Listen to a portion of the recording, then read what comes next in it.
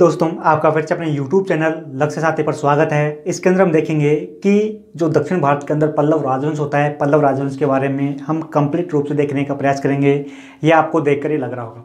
इसी के साथ यह हमारे प्राचीन भारतीय इतिहास सीरीज नंबर 95 है, यानी कि इससे पहले हमने 94 प्राचीन भारत के टॉपिकों पर विस्तार रूप से बात की है।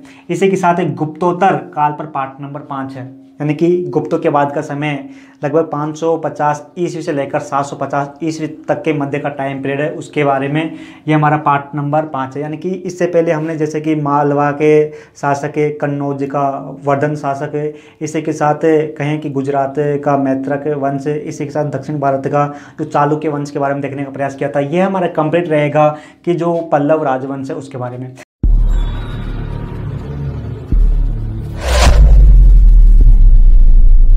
तो देखिए, मुख्य रूप से पल्लव राजवंश हमारे दक्षिण भारत के अंदर जैसे कि आज का तेलंगाना है, कर्नाटक है, तमिलनाडु है, साथ ही केरल है, इन राज्यों में पला फूला है ना। अलग अलग राज्य, कुछ राज्य शक्तिशाली हुए तो इसका विस्तार हो गया, कुछ राज्य जो कि कमजोर हुए इस वंश के तो ये छोटा हो गया, तो ये छोटा बड़ा होता रहा, है ना। तो देखें कि इस वंश की जो राजधानी थी वो कांचीपुरम थी।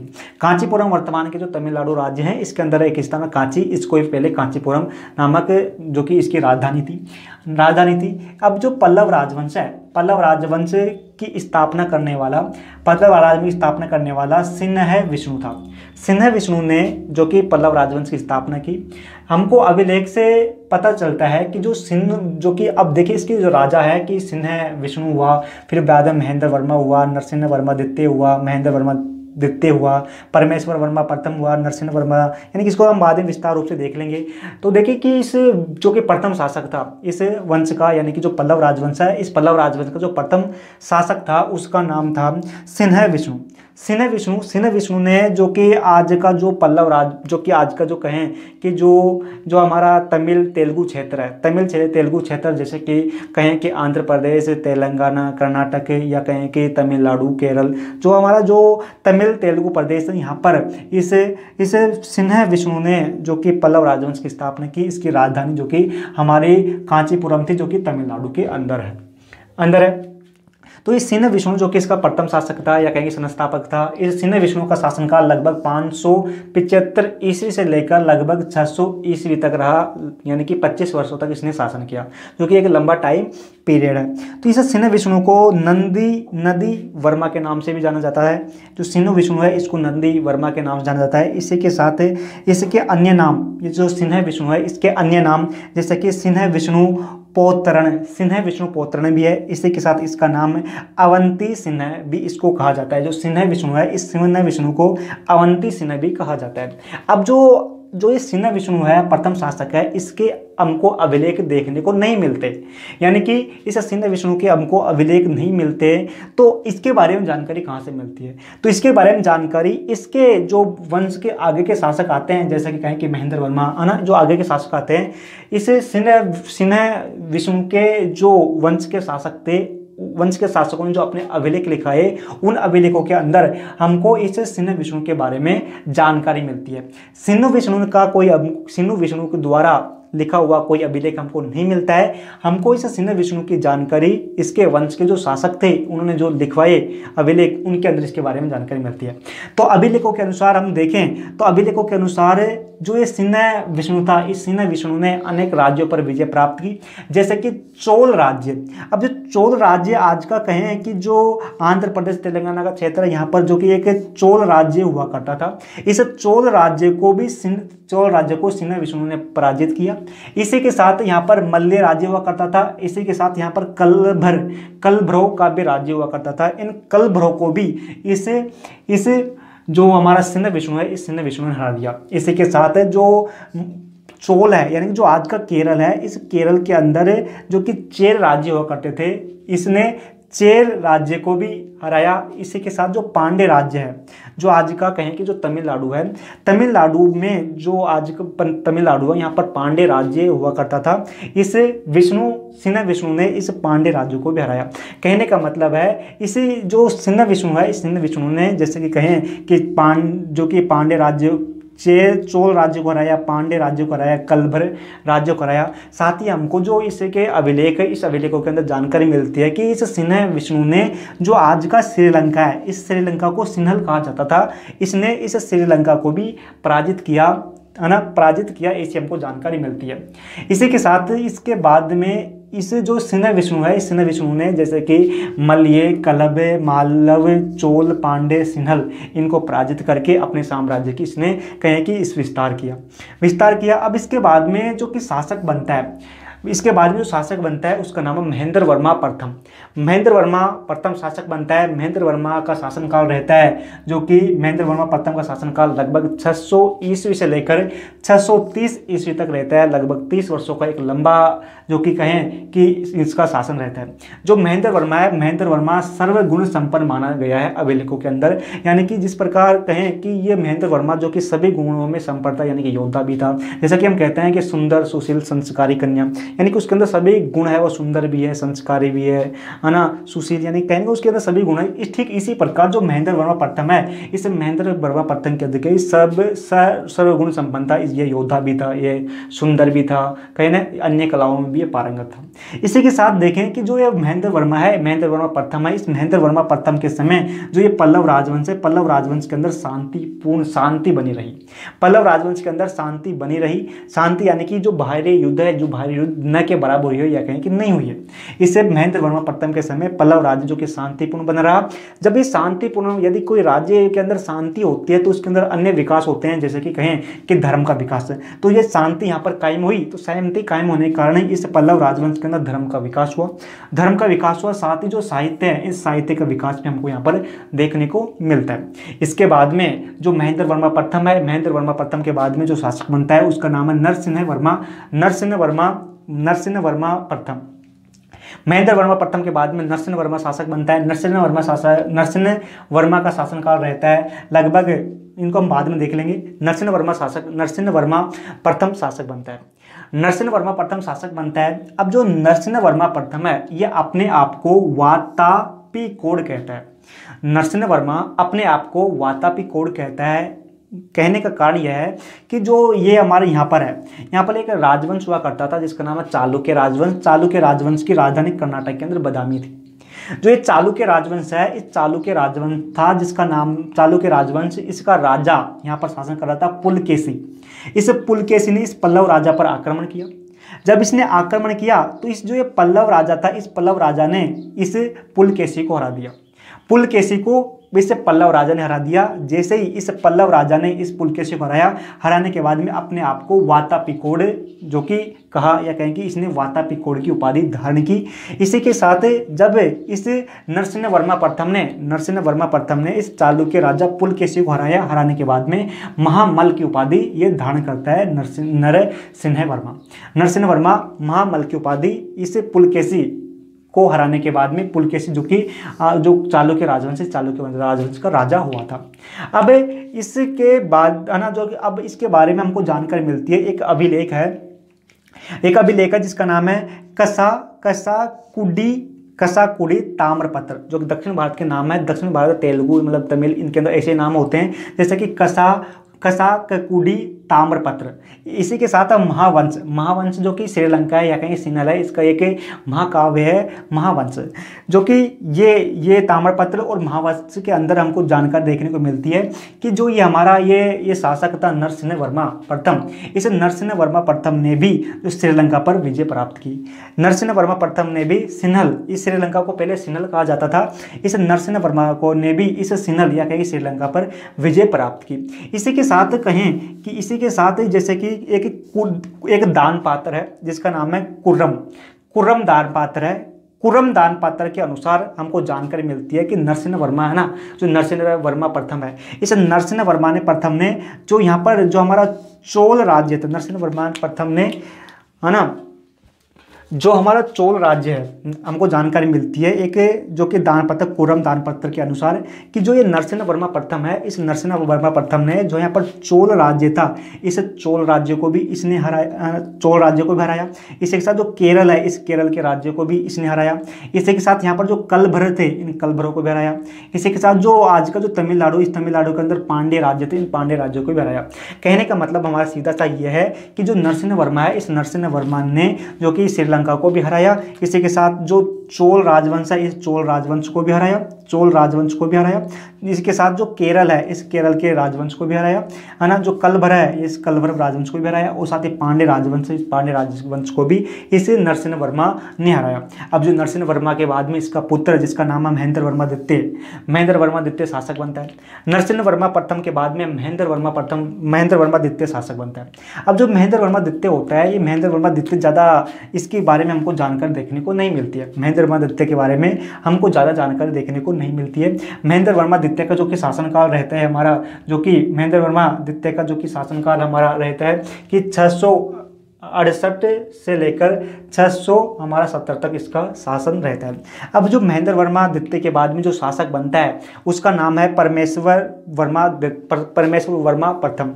या कहें कि जो ये वर्मा हम कह रहे हैं, इस वर्मा को हम वर्मन भी कह सकते हैं, क्योंकि वर्मन एक संस्कृत शब्द है, इसका हिंदी अनुवाद हम करें तो वर्मा होता है।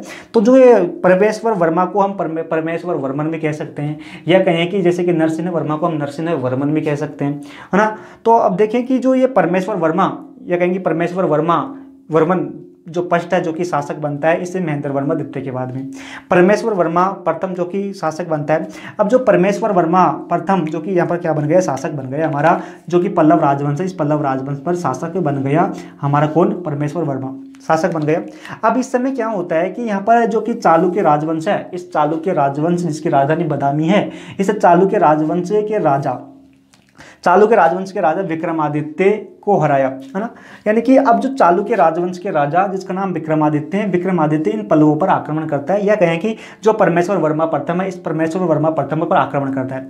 लेकिन आक्रमण करने के बाद में जो ये पल्लव शासक है, ये पल्लव शासक इतने मजबूत थे, या कहें कि जो परमेश्वर वर्मा प्रथम इतना मजबूत था कि जो इस विक्रमादित्य को ये हरा दिया। यानी कि जो पल्लव शासक है, पल्लव शासक परमेश्वर वर्मा है, पल्लव शासक परमेश्वर वर्मा इस चालुक्य राजवंश के राजा विक्रमादित्य को हरा देता है। और हराता भी इतनी बुरी तरह से है, विक्रमादित्य को इतनी बुरी तरह से यह शासक हराता है परमेश्वर द्वितीय, लाखों की सेना में जो कि मार देता है, लाखों की सेना लेकर आता है ये हमारा ये विक्रमादित्य यहाँ पर पल्लव राज्य में। लेकिन ये पल्लव राज्य का शासक है परमेश्वर वर्मा, इसको बुरी तरह हराता है, और हारने के बाद में जो विक्रमादित्य इसको छोड़कर भाग जाता है, भागने पर मजबूर कर देता है ये हमारा, क्योंकि ये विक्रमादित्य एक ताकतवर शासक था भाई, ताकतवर शासक था, लेकिन फिर भी ये परमेश्वर वर्मा प्रथम इस विक्रमादित्य को भागने पर मजबूर कर देता है। इसका मतलब यह है कि परमेश्वर वर्मा भी जो कि एक शक्तिशाली शासक हुआ।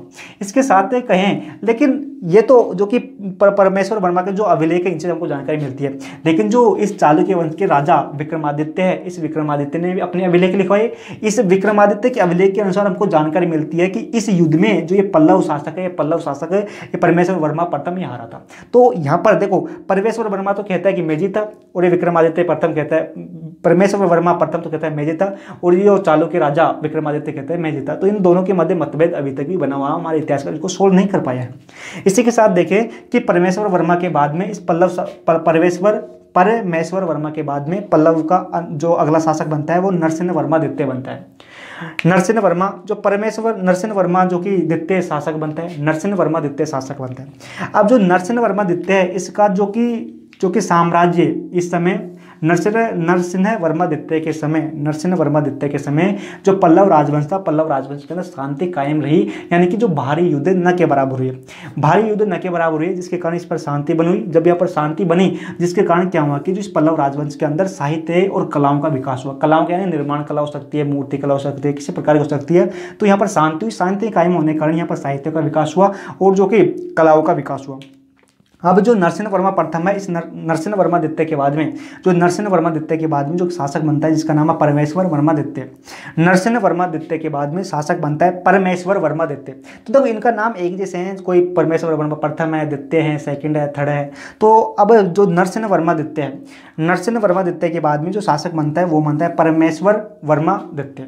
परमेश्वर वर्मा द्वितीय के बारे में हमको जानकारी मिलती है कि परमेश्वर वर्मादित्य जो मनु स्मृति है, या कहें कि जो मनु महाराज है, या कहें कि जो प्रखंड पंडित है, जो कि कहें कि जो नियम कानून के लिए प्रसिद्ध है, तो जो परमेश्वर वर्मादित्य इसके अभिलेखों से हमको जानकारी मिलती है कि इस परमेश्वर वर्मादित्य ने जो मनु के सिद्धांत, इस मनु के सिद्धांत को पालन किया और अपने साम्राज्य में उन्होंने लागू किया। तो है ना, अब जो परमेश्वर वर्मादित्य है, इस परमेश्वर वर्मादित्य के बाद में जो शासक बनता है वो नंदी वर्मादित्य है। परमेश्वर वर्मादित्य के बाद में शासक बनता है वो नंदी वर्मा, या कहेंगे नंदी वर्मन दित्य है।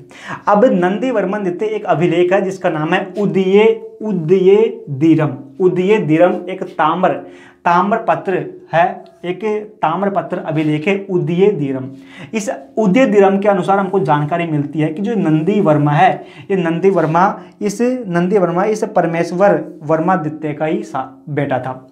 यानी कि एक अभिलेख है जिसका नाम है उदयेदीरम, एक उदयेदीरम ताम्र पत्र अभिलेख है। इसके अंदर हमको जानकारी मिलती है कि जो नंदी वर्मादित्य है, ये नंदी वर्मादित्य परमेश्वर वर्मादित्य का पुत्र था। लेकिन इसी के साथ हमको एक और कहें कि एक दान पत्र मिला है जिसका नाम है कसा का कुड्डी दान पत्र, एक दान पत्र जिसका नाम है कसाक कुड्डी दान पत्र। अब इस कसाक कुड्डी दान पत्र के अनुसार हमको जानकारी मिलती है कि जो ये नंदी वर्मादित्य है, ये नंदी वर्मादित्य एक अलग राजवंश का जो कि राजा था, है ना। नंदी वर्मादित्य जो कि भीम की शाखा का एक बेटा, भीम की शाखा जिसका नाम है हिरण्य का बेटा था। कहने का मतलब है कि जो ये था सिन्हा विष्णु, जो कि इस वंश का संस्थापक था। इस सिन्हा विष्णु का एक भाई था, इस सिन्हा विष्णु का एक भाई था जिसका नाम था, क्या नाम था, जिसका नाम सिन्हा विष्णु का एक भाई था जिसका नाम था वो भीम नाम था, भीम वर्मा उसका नाम था। सिन्हा विष्णु का एक भाई था भीम वर्मा।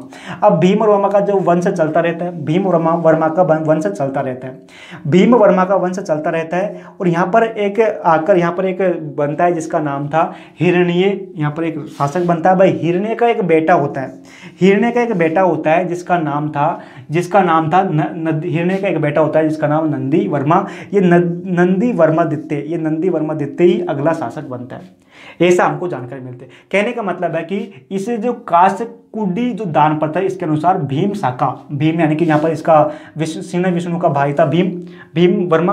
अब भीम वर्मा का जो वंश चलता है, इस वंश का शासक एक यहाँ पर जो कि होता है जिसका नाम है हिरण्य। अब इस हिरण्य का बेटा जो कि ये नंदी वर्मा था, हिरण्य का बेटा एक नंदी वर्मा था, इससे हमको जानकारी मिलती है। लेकिन उदयगिरि ताम्रपत्र के अनुसार इसी वंश का, यानी कि दो मत है। दो मत कैसे है कि एक उदयेदीरम एक ताम्रपत्र है, इसके अनुसार तो माना जाता है कि जो नंदी वर्मादित्य है, ये नंदी वर्मादित्य इसी वंश का शासक था। लेकिन एक और हमको दान पत्र मिलता है जिसका नाम है कसकुडी दान पत्र। इस कसकुडी दान पत्र के अनुसार हमको जानकारी मिलती है कि इस सिन्हा विष्णु का एक भाई था जिसका नाम था भीम वर्मा। इस भीम वर्मा का ये वंश चलता है। भीम वर्मा के वंश के अंदर एक शासक होता है जिसका नाम हिरण्य। अब इस हिरण्य का बेटा होता है जिसका नाम है नंदी वर्मा। ये नंदी वर्मादित्य ही इस वंश का अगला शासक बनता है, यानी कि पल्लवों का अगला शासक बनता है ना। इसी के साथ कहें कि जो नंदी वर्मादित्य है, इस नंदी वर्मादित्य के समय नंदी वर्मादित्य जो कि इस पल्लवों का शासक था, नंदी वर्मादित्य यहाँ पर पल्लवों का शासक था, पल्लवों का ये शासक नंदी वर्मा था। लेकिन इसी समय यहाँ पर जो कि शासन कर रहा था, यहाँ पर जो कि चालुक्य वंश के अंदर जो शासक कर रहा था उसका नाम था विक्रमादित्य। विक्रमादित्य ने इस पर आक्रमण किया। विक्रमादित्य ने इस पर आक्रमण कर इस नंदी वर्मा प्रथम को इसको ये हरा देता है। हराने के बाद में एक बार हरा दिया। अब इसके बाद में जो चालुक्य वंश के अंदर विक्रमादित्य के समय ही विक्रमादित्य का जो एक बेटा था जिसका नाम था कीर्ति वर्मादित्य भी इस पर आक्रमण करता है। आक्रमण करके कीर्ति वर्मादित्य भी इस पल्लव शासक नंदी वर्मा को ये हरा देता है, ऐसी हमको जानकारी मिलती है। इसी के साथ राष्ट्रकूट यानी कि जो आज का कहें कि जो महाराष्ट्र वाला इलाका है, जो आज का जो महाराष्ट्र वाला इलाका है, यानी कि ये वाला इलाका है ना, ये वाला इलाका। तो यहाँ पर एक राजवंश हुआ करता था जिसका नाम था, यहाँ पर हमने कहा एक राजवंश हुआ करता था जिसका नाम राष्ट्रकूट राजवंश। इस राष्ट्रकूट राज्य का एक राजा था। इस राजा ने, यानी कि राष्ट्रकूट का एक राजा था, इस राजा ने इस पर आक्रमण किया। आक्रमण करके इसको हरा देता है। पल्लव राजा को हरा देता है, यानी कि नंदी वर्मा को ये हरा देता है। हराने के बाद में इन दोनों के बीच में समझौता होता है, यानी कि है ना समझौता होता है, कुछ धन वगैरह के बदले इन जो ये है ना ये राष्ट्रकूट का राजा अपनी पुत्री का विवाह इस पल्लव राजा के साथ करवा देता है। यहाँ पर उल्टा हो रहा है यहाँ पर, है ना। लेकिन इस बात की हमको ज़्यादा जानकारी नहीं मिलती है, लेकिन फिर भी हमको एक अभिलेख में जानकारी मिलती है कि इस राष्ट्रकूट के राजा ने अपनी पुत्री का विवाह इस पल्लव राजा के साथ कराया था।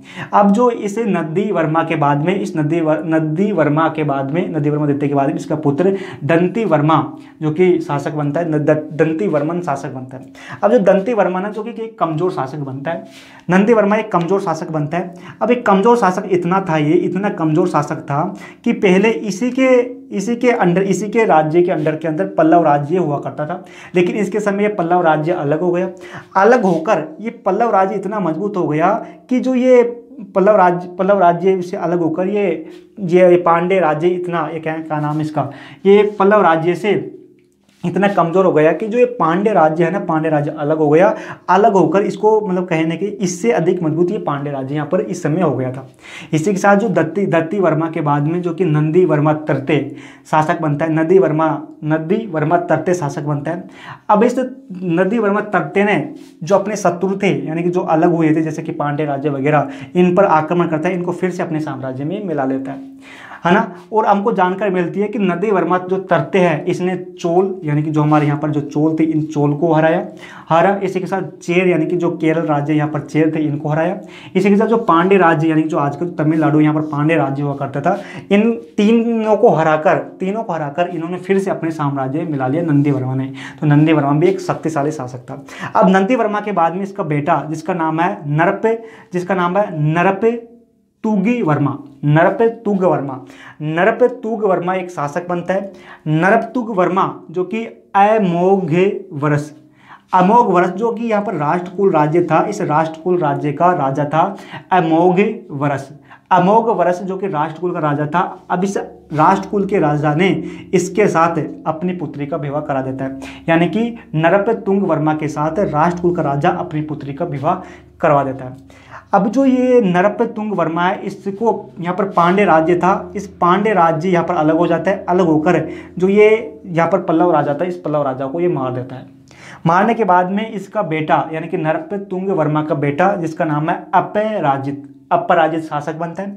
अपराजित शासक बन जाता है। बनने के बाद में जो अपने पिता को इन पांडे राज्यों ने मारा था, तो ये अब क्या करता है कि इन पर आक्रमण करता है पांडे राज्यों पर, और पांडे राज्यों को हरा देता है। हराने के बाद में ये जो पल्लव राजा था ये यहाँ पर केरल पर भी आक्रमण करता है।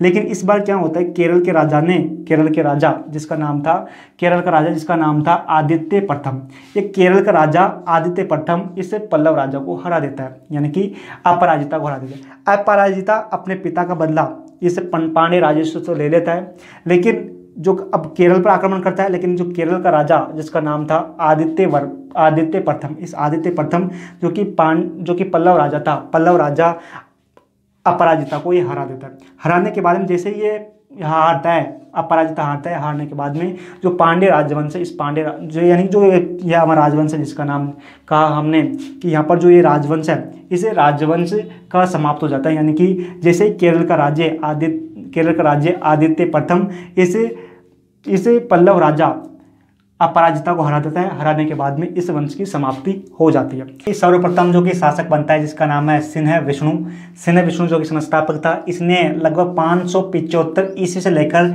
600 ईस्वी तक शासन किया। फिर इसके बाद में शासक बनता है महेंद्र वर्मा प्रथम। इस महेंद्र वर्मा प्रथम ने जो कि 600 ईस्वी से लेकर 630 ईस्वी तक शासन किया।